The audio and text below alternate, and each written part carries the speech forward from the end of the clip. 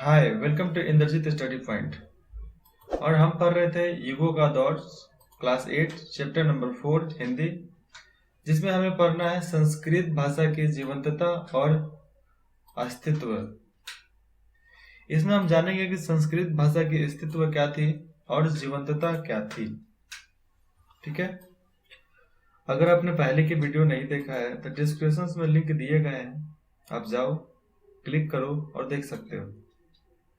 चलो बिना समय गंवाए शुरू करते हैं अपना स्टडी। तो यहाँ पर देखो, सबसे पहले है संस्कृत अद्भुत रूप से समृद्ध भाषा है, अत्यंत विकसित और नाना प्रकार से अलंकृत। बहुत विकसित था संस्कृत। रामायण और महाभारत में भी संस्कृत भाषा का ही इस्तेमाल किया गया था। पिछले जमाने में जब राम और श्री कृष्ण का जन्म हुआ था, उस समय भी संस्कृत ही चलता था और आज देवनागरी चलती है, क्योंकि धीरे धीरे संस्कृत का लोग कम होते रहे, बोल चाल में कम होते गया, तो संस्कृत विलुप्त होते गया धीरे धीरे। अब बहुत जल्द आने वाला है कि संस्कृत भाषा अब पूरी तरह से शायद खत्म हो जाए, लेकिन आशा है कि कुछ लोग जो संस्कृत भाषा को जागृत करके रखेंगे। इसीलिए हर क्लास के 10वीं तक संस्कृत की पाठशाला में पढ़ाई होती है और उसके बाद भी ग्रेजुएशन पीएचडी तक संस्कृत में किया जाता है। इसके बावजूद वह नियम और व्याकरण के उस ढांचे से सख्ती से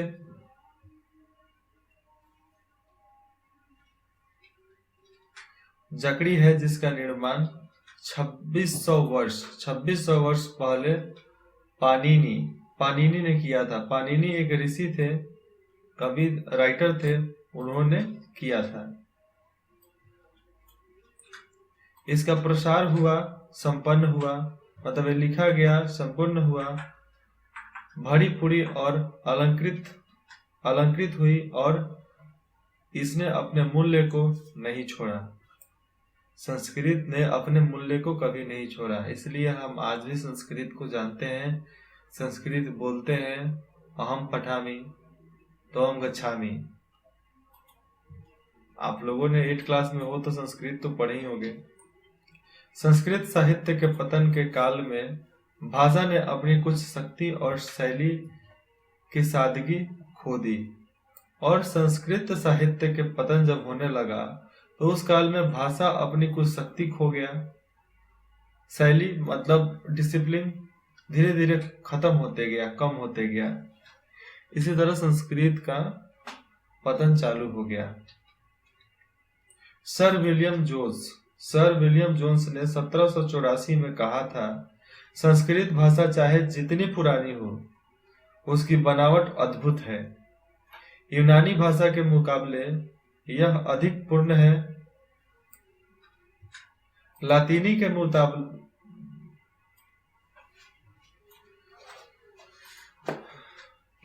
के मुकाबले अधिक उत्कृष्ट है और दोनों के मुकाबले अधिक परिकृत है, पर दोनों के साथ वह इतनी अधिक मिलती जुलती है कि यह संयोग आकस्मिक नहीं हो सकता। यह साफ पहचाना जा सकता है कि यहाँ पढ़े हम कि सभी भाषाओं का स्रोत एक ही है, जो शायद अब मौजूद नहीं रहा। और सारे भाषाओं का स्रोत कौन सा था, अब जिसके बारे में हम आगे पढ़ते हैं। संस्कृत आधुनिक भारतीय भाषाओं की जननी है और संस्कृत सब भाषाओं की जननी है। जितने भी भाषा आज के डेट में बोले जाते हैं, वो सब का जननी मतलब पैदावार संस्कृत से ही हुआ है। उनका अधिकांश शब्दकोश और अभिव्यक्ति का ढंग संस्कृत की देन है। संस्कृत काव्य जिसमें रामायण लिखे गए थे, और दर्शन के बहुत से सार्थक और महत्वपूर्ण शब्द जिनका विदेशी भाषाओं में अनुवाद नहीं किया जा सकता। आज भी हमारी लोक प्रचलित भाषा में जीवित है और आज भी संस्कृत हमारे लोक प्रचलित भाषा में जीवित है। बहुत सारे स्कूल हैं जिसमें संस्कृत के टीचर हैं, ऐसा कोई स्कूल नहीं होगा जिसमें संस्कृत के टीचर नहीं होंगे। 10वीं तक 12वीं तक भी, और बड़े बड़े जो यूनिवर्सिटी हैं उसमें संस्कृत के टीचर हैं जो पीएचडी ग्रेजुएशन भी कराते हैं। बहुत सारे टीचर भी हैं जो संस्कृत से पीएचडी ग्रेजुएशन कर चुके हैं, डॉक्टरेट कर चुके हैं। और हमारे हिंदुस्तान के साउथ में, जिसमें आंध्र प्रदेश, तमिल, केरल, कर्नाटक आते हैं, उधर बहुत सारे गांव ऐसे हैं जो आज भी राजा के अधीन हैं। छोटे छोटे इलाके हैं जो राजा के अधीन हैं। बेशक उसमें भारतीय सरकार की गतिविधियां होती है, पर आज भी वहां पर रजवाड़े राज करते हैं। आज भी वहां पुलिस जाने में डरती है और वहां पे लोग संस्कृत ही बोलते हैं और हिंदी ट्रांसलेट करने के लिए बहुत कम लोग वहां पर हैं।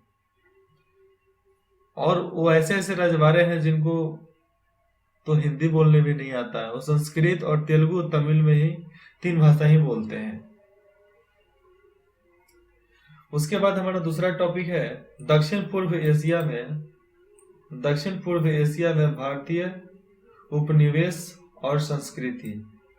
और दक्षिण पूर्वी एशिया से भारतीय उपनिवेश और संस्कृति, अब उनका क्या लिखन था और उनकी क्या संस्कृति थी, अब उसके बाद में जानेंगे। रविंद्रनाथ ठाकुर के बारे में तो सब जानते हो ना। रविंद्रनाथ ठाकुर ने लिखा था, मेरे देश को जानने के लिए उस युग की यात्रा करनी होगी जब भारत ने अपनी आत्मा को पहचान कर अपनी भौतिक समयों का अतिक्रमण किया। हमें भारत के बारे में जानना है, इस देश के बारे में जानना है, तो हमें उतना पीछे जाना पड़ेगा जहां पर हमने अपने आत्मा को पहचाना, भौतिक सीमा जो था हमारा, उसकी अतिक्रमण को जाना कि उसका पावर क्या है, शक्ति क्या है, अनुवादन क्या है और प्रकाष्ठा क्या है। जो परिकाष्ठा हमारी थी उस समय, वो परिकाष्ठा आज तो नहीं है। जो सत्यवादी का परिकाष्ठा था उस समय, जो आज तो नहीं है। आज तो हर कोई झूठ बोल देता है अपने बचाव के लिए। आप जो पढ़ रहे हो, तुम भी बोलते होगे जरूर अपने झूठ, बहुत सारे झूठ बोलकर तुम भी बचते होगे अपने पेरेंट्स से, टीचर से, बड़े भाई से, चाहे बड़े दीदी से, बहन से। और मैं बेशक गलत नहीं हूं, मैं सही बोल रहा हूं। हमें केवल बीते हुए समय में जाने की ही जरूरत नहीं है, बल्कि तन से नहीं तो मन से एशिया के विभिन्न देशों की यात्रा करने की जरूरत है, जहां भारत ने अनेक रूपों में अपना विस्तार किया था। हम तन से तो कहीं नहीं जा सकते, चाहे जा सकते हैं अलग बात है, लेकिन हम मन से तो जा सकते हैं ना। जहां जहां विभिन्न देशों में, अलग अलग देशों में भारत के लोग गए और अलग अलग रूप में अपना विस्तार किया। विदेश में जितने भी हिंदू राज्य हैं, हिंदू साम्राज्य है, हिंदू लोग हैं, वो सब हिंदुस्तान के ही देन है। बौद्ध के देन है, जैन के देन है, हिंदुत्व का देन है, बिहारियों का देन है। ऐसे दूर देश ऐसे हैं जहां पर बिहारी भाषा बोला जाता है। 2 देश हैं जहां पे तमिल और तेलुगु बोले जाते हैं। तमिल तेलुगु बोलने वाले थोड़े कम फैले, क्योंकि उनकी भाषा थोड़ी अजीब थी, अलग थी, लेकिन बहुत सुंदर भाषा है। क्योंकि तमिल भाषा की जान और तमिल भाषा लिखवाने वाले भगवान शिव हुआ करते थे, जो वाल्मीकि के द्वारा लिखवाया गया था। महर्षि वाल्मीकि ने सुंदर इस काल का वर्णन किया था।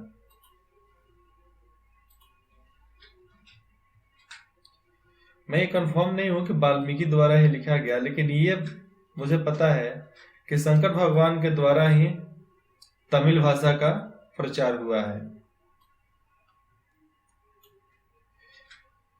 पिछली सदी के दौरान दक्षिण पूर्वी एशिया के इस दूर तक फैले क्षेत्र के इतिहास पर बहुत प्रकाश डाला गया है। इसे कभी कभी बृहत भारत कहा गया है, बृहत भारत कहा गया है। लेकिन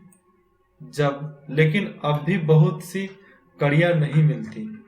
लेकिन कुछ कितने भी इतिहासकार खोजते रह गए, लेकिन बहुत सी कड़ियां उन्हें और ढूंढनी बाकी है। क्योंकि हर चीज जो दफन हो चुका है ना, उस चीज को खोदना, उस चीज को निकालना मुश्किल तो है, बहुत मुश्किल है। अभी राजस्थान, गुजरात में ऐसे ऐसे किला है, ऐसे ऐसे महल हैं जहाँ पे लोग दिनों रात क्या दिन में भी जाने में डरते हैं। लेकिन जब हमारी बात आएगी तब देखेंगे कि कैसा अनुभव होता है वहाँ के। बहुत लोग बोलते हैं कि वहाँ पर भूतिया आत्मा है, आत्मा का साया है, इसलिए वहां पर कोई जाता नहीं है। और रात के समय तो रुकना वहां पर मरने के समान है। जो रुका है आज तक वो जिंदा नहीं आया है। बहुत से अंतर विरोधी भी हैं, किंतु सामान्य रूप से सामग्री की कोई कमी नहीं है।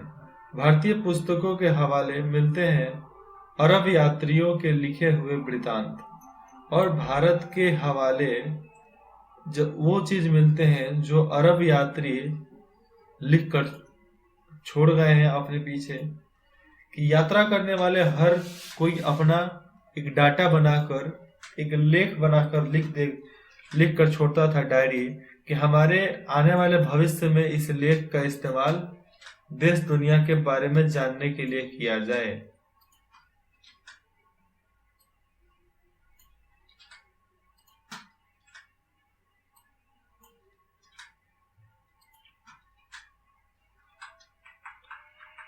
और उन्होंने सही बताया कि गलत बताया ये तो नहीं पता, इसीलिए बोलते हैं कि किसी भी बात पर बिना समझे विश्वास नहीं करना चाहिए। जान लो कि उसका अर्थ सही है तो विश्वास करो, तो मत करो। और लोग जबरदस्ती करवा रहे हैं तो रिबेल वोल्ट करो, मतलब विद्रोह करो। और इन सबसे अधिक महत्वपूर्ण है चीन से प्राप्त ऐतिहासिक विवरण। और सबसे महत्वपूर्ण यह था जो चीन से हमें ऐतिहासिक विवरण मिला था। इसके अलावा बहुत से पुराने शिलालेख और ताम्रपत्र हैं जावा और बाली। जावा और बाली में भारतीय स्रोतों पर आधारित समृद्ध साहित्य हैं, जिनमें अक्सर भारतीय महाकाव्यों और पुराकथाओं का भावानुवाद मतलब भाव से उसको अनुवाद किया गया है, भावानुवाद किया गया है। यूनानी और लातीनी स्रोतों से भी कुछ सूचनाएं मिली हैं, लेकिन इन सबसे बढ़कर प्राचीन इमारतों के विशाल खंडर हैं, विशेषकर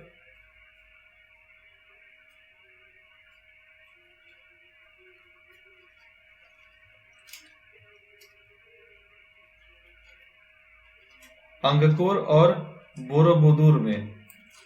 बहुत सारे विशेष प्राचीन इमारतें हैं जो अभी खंडर बन चुके हैं। विशेषकर के बारे में बताया गया है इसमें अंगकोर खंडर, जो बहुत बड़ा किला के नाम से जाना जाता था, विशाल भवन। बोरोबुदुर तभी फोटो दिखा दूं उसकी, चलो इसकी फोटो दिखाता हूं आपको। ये अंगकोर का वो खंडर है, वो किला है, देखो ये अंगकोर का है। इसका और एक फोटो दिखा देता हूँ, ये क्लासिकल है। यहाँ पर थोड़ी समय लग रही है क्योंकि इसको डाउनलोड होना पड़ रहा है।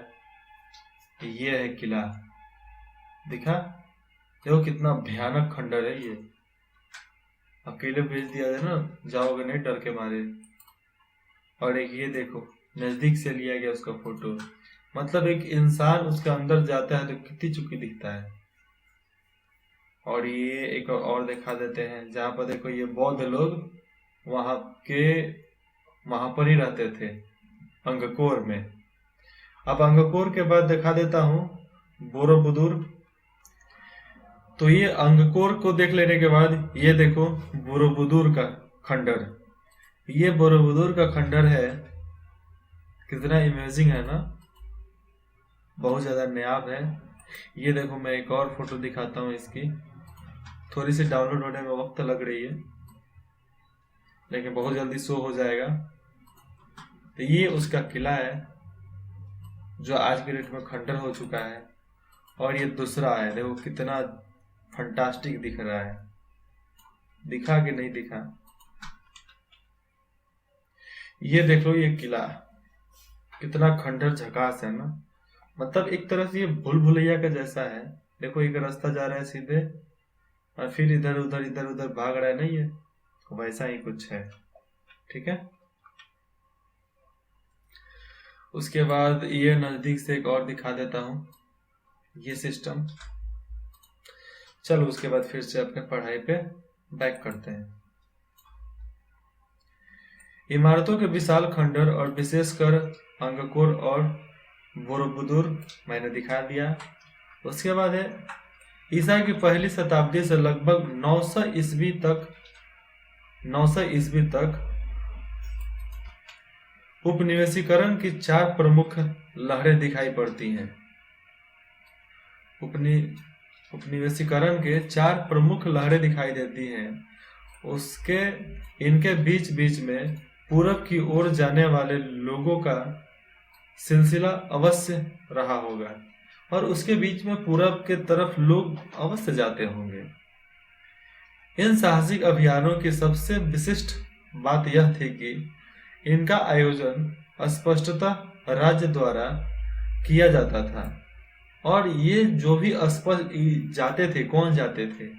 आज के समय में जो राजदूत जाते हैं विदेश में, तो उसका सारा जिम्मेवारी राज्य का होता है।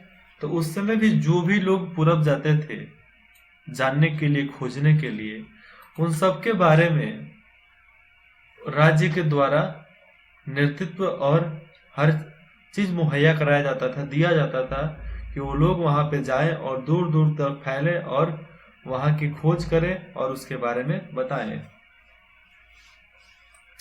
दूर दूर तक फैले इन उपनिवेशों की शुरुआत लगभग एक साथ होती थी, और ये उपनिवेश युद्ध की दृष्टि से महत्वपूर्ण स्थानों पर और महत्वपूर्ण मार्गों पर कायम किए जाते थे। इन बस्तियों का नामकरण पुराने भारतीय नामों के आधार पर किया गया। इस तरह जिसे अब कंबोडिया देश है, कंबोडिया कहते हैं, उस समय कंबोज कहलाया। कंबोडिया जो है, पहले युद्ध के मामले में सबसे ज्यादा युद्ध वहीं पर लड़ा गया है। इसीलिए कंबोडिया की मिट्टी जहां भी खोदते हैं, वहां हमें भाला, छुरा, तलवार, बर्छी, फरसा, मुकुट, घोड़ा का हड्डी, हाथी का हड्डी यही मिलेगा। क्यों? जहां पे लोग मरते थे वहीं पे दफना दिए जाते थे। जाओ भाई, तुम अंदर ही रह जाओ, तुमको बाहर निकलने से कोई फायदा तो है नहीं, अंदर रहो, सरो जाकर। तो वैसे परिस्थिति कंबोडिया में हुआ करते थे। और यहाँ के भी महाभारत जहाँ पर हुआ था, महाभारत जहाँ पर हुआ था, वहां पर भी तुम जाकर आज देखोगे तो मिट्टी लाल है।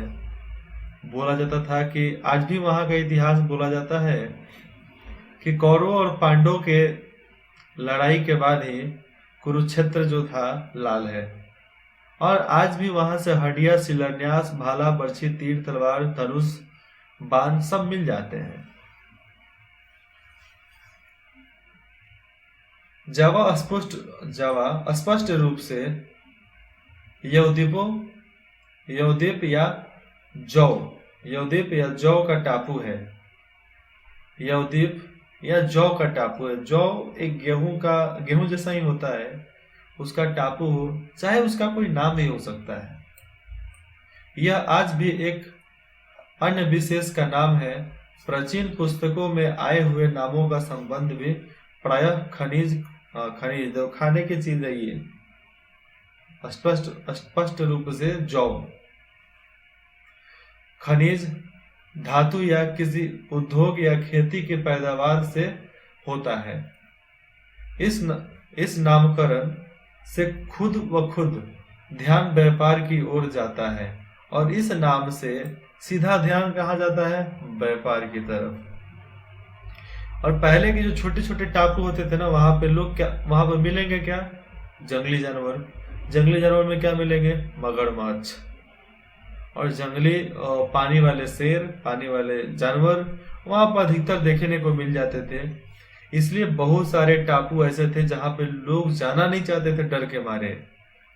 लेकिन जब धीरे धीरे देश आजाद हुआ, सब देश आजाद हुआ और वो अलग अलग हुर में लगे, खोजने में लगे, तो ऑटोमेटिक गन, तोप बारूद, हेलीकॉप्टर, प्लेन, हवाई जहाज, एरोप्लेन सबसे जाते थे लैस होकर, चल भाई तुम जो मिलेगा उसको उड़ा डालेंगे।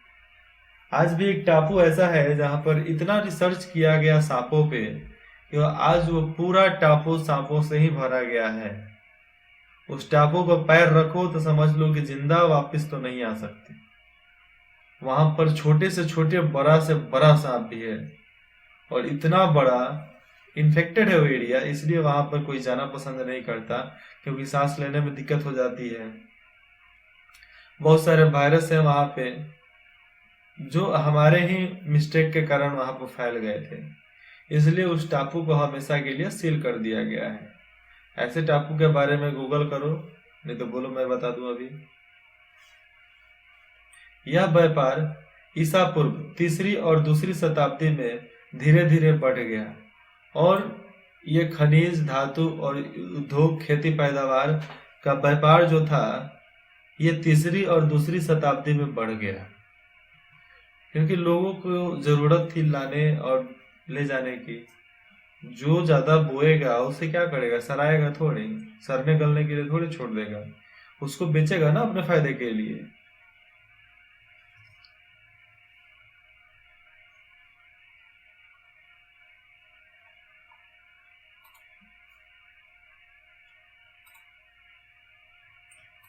इन साहसिक व्यवसायियों और व्यापारियों के बाद धर्म प्रचारों का जाना शुरू हो गया। और व्यवसायिक लोग तो जाते ही थे, व्यापारी लोग तो जाते ही थे, उसके बाद उन लोगों के साथ, चाहे उन लोगों से अलग, धर्म प्रचार के लोग भी जाया करते थे, क्योंकि यह समय अशोक के ठीक बाद का समय था, और अशोक के मरने के बाद यह समय तय किया गया था जाने आने का।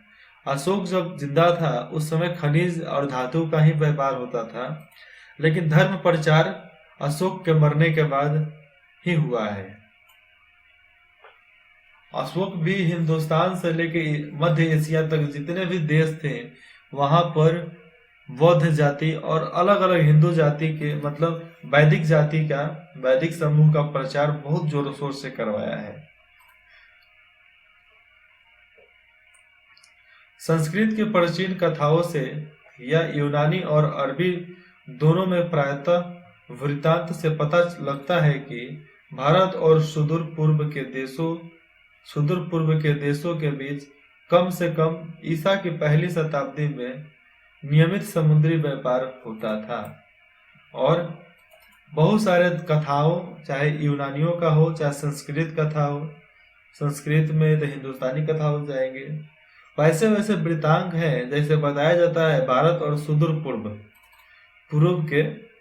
पूर्व के जैसे देश थे, उनसे कम से कम पहली शताब्दी जब चालू हुई उस समय समुद्री व्यापार शुरू हो गया था। ये आशा किया जा रहा है, ये नहीं कंफर्म बताया जा रहा है। उसके बाद हम जानेंगे, यह स्पष्ट है कि प्राचीन भारत में जहाज बनाने का उद्योग बहुत विकसित और उन्नति पर था, और उस समय प्राचीन भारत में उस समय जहाज बनाया जाता था, और उद्योग का बहुत, मतलब उस समय जहाज बनाने का व्यापार होता था कि तुम हमको पैसा दो, लकड़ी दो, हम तुम्हें जहाज बना कर देंगे, नहीं तो तुम हमें पैसा दो, हम तुम्हें जहाज बना कर देंगे। तो ऐसे व्यापार बहुत विकसित होते थे उस समय, क्योंकि एक ही तो शासन था चलाने का। उस समय में बनाए गए जहाजों का कुछ ब्यौरेवार वर्णन मिलता है। बहुत से भारतीय बंदरगाहों का उल्लेख मिलता है, और बहुत सारे भारतीय बंदरगाह का उल्लेख मिलता है। यहाँ असम से नहीं, हाँ, असम से लेकर तुम उधर मुंबई, गुजरात, राजस्थान तक चल जाओ तो उधर तक बंदरगाह तो है ही नहीं। हो तो बताओ, बंदरगाह है। दूसरे और तीसरे शताब्दी के दक्षिण भारतीय आंध्र आंध्र प्रदेश सिक्कों पर दोहरे पाल वाले जहाजों का चिन्ह अंकित है। देखो, दोहरे पाल का मतलब होता है वो जो नाव के ऊपर एक पर्दा लगा जाता था कि हवा के बहाव से नाव उसके तरफ बढ़े, ऐसे सोचकर बनाए जाते थे। ठीक है, तो दोहरे पाल वाले चिन्ह सिक्के पर मिलते थे। अजंता के भित्ति चित्रों में लंका विजय और हाथियों को ले जाते हुए जहाजों के चित्र हैं। और अजंता तुम्हें एक जो महल है, खंडर जैसा हो गया है आज, लेकिन वहां पर जो चित्र बनाए गए हैं वहां पर लंका विजय और हाथियों को ले जाते हुए जहाजों के चित्र हैं। ठीक है।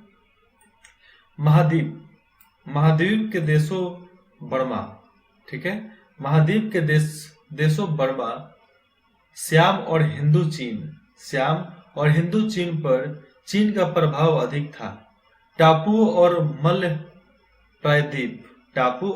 प्रायद्वीप पर भारत की छाप अधिक थी। आमतौर पर शासन पद्धति और सामान्य जीवन दर्शन चीन ने दिया। देखो, हुआ क्या था उस समय, आमतौर पर शासन पद्धति का सामान्य जीवन दर्शन चीन ने दिया उस समय, क्योंकि किस तरह शासन करना है वो चीन हमें बताया। और धर्म और कला भारत ने। अब देखो, चीन ने क्या बताया, आमतौर पे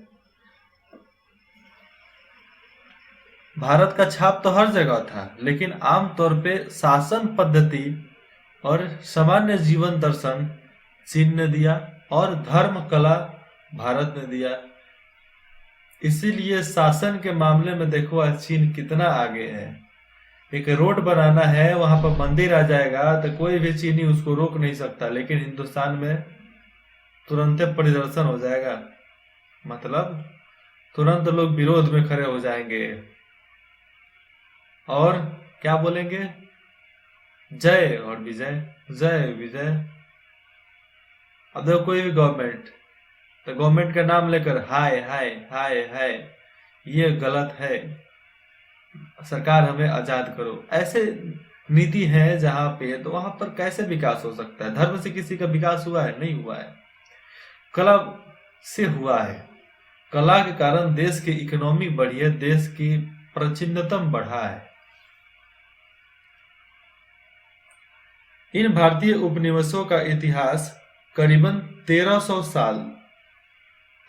साल से ये उपनिषद जो थे, उपनिवेश, वो आगे आए, या इससे भी कुछ अधिक का है। और 1300 वर्ष से अधिक समय का भी ये उपनिवेशों का इतिहास रहा है। ईसा की पहली या दूसरी शताब्दी से आरंभ होकर 15वीं शताब्दी के अंत तक, और ये जब चला कब, पहली शताब्दी से लेकर 15वीं शताब्दी, मतलब 1500 वर्ष, 1 से लेकर 1500 वर्ष तक ये दौर चला है। ये किस तरह, कौन से दर्शन है, कौन से धर्म है, कौन से कला है, ये 1500 ईस्वी तक बराबर चला। उसके बाद से धीरे धीरे बदलाव हो गए। आज हम इतने हाईटेक हैं, ये बदलाव के कारण ही है, नहीं तो नहीं होता। अगले पार्ट में हम पढ़ते हैं विदेशों पर भारतीय कला का प्रभाव। ठीक है, विदेशों पर भारतीय कला का क्या प्रभाव पड़ा, ये मिलेंगे नेक्स्ट पार्ट में। तब तक अपना ख्याल रखना और अगले पार्ट में जरूर आना। चलो फिर मिलते हैं अगले पार्ट में। Have a nice day and thank you for watching my video.